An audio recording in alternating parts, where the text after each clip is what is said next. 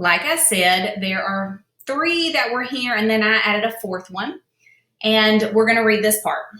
Lynn says that each square, so each one of them, has the same fraction shaded. The same fraction shaded.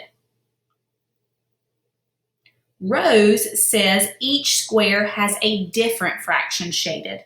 Explain who is correct. So let's look at these. Lynn says that they're all equal, and you can forget about mine for a moment. Lynn says that all of these are equal. These 3 are equal. Do you agree with her, or do you agree with Rose that each has a different shaded amount? Well, let's identify what is shaded at each one. So here we have a square, and it appears that all of the parts are equal. So if they are all equal and they look all equal to me, then there is 1 shaded out of how many equal parts? How many equal parts do we have here? 1, 2, 3, 4. So for this first one, the fraction that represents this is 1/4 shaded. 1/4 shaded. Let's keep going to the next one. Over here, do they look equivalent? Yes, they look equivalent to me. So since they are equivalent, all we have to do is count how many are shaded. 1 is shaded out of 1, 2, 3, 4. So again, the fraction here is 1/4. Well, let's go over here. They all look like the same size small squares to me. So how many shaded? 1 out of how many total squares do we have? 1, 2, 3, 4. So again, we have 1/4. So would Lynn be correct or Rose? I think I agree with you guys. I say Lynn is correct. So here we would say Lynn is correct.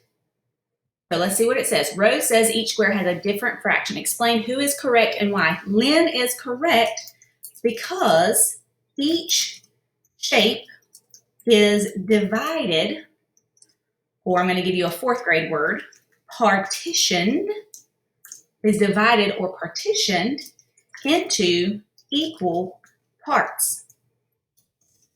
When I count the total number of equal parts, they each have 4 parts and 1 part shaded.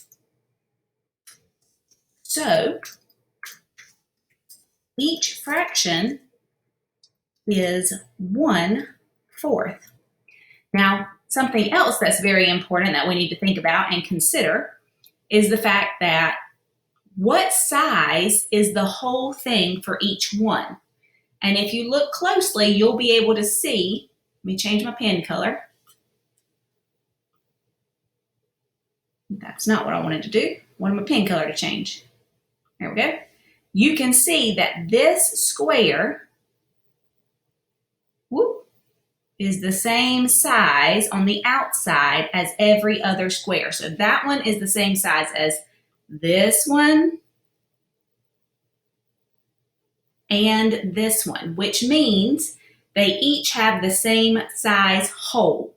Now I added this one over here because to be honest with you, this is the same thing. This is 1/4.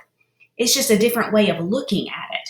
So over here you have, it's kind of like a dividing line of 1/2 right there. And we took this top part and we made 2 straight lines, and down here at the bottom we made 2 squares. So this is equal to this one and this one and this one. So this one is also 1/4. I just wanted to show you another way of looking at it. All right, guys, let's look at number 15. Look at the triangles below. Each triangle is divided into equal parts. So we have this triangle that's turned on its side and this one that's sitting straight up. We want to know something that is similar and something that is different. So what is something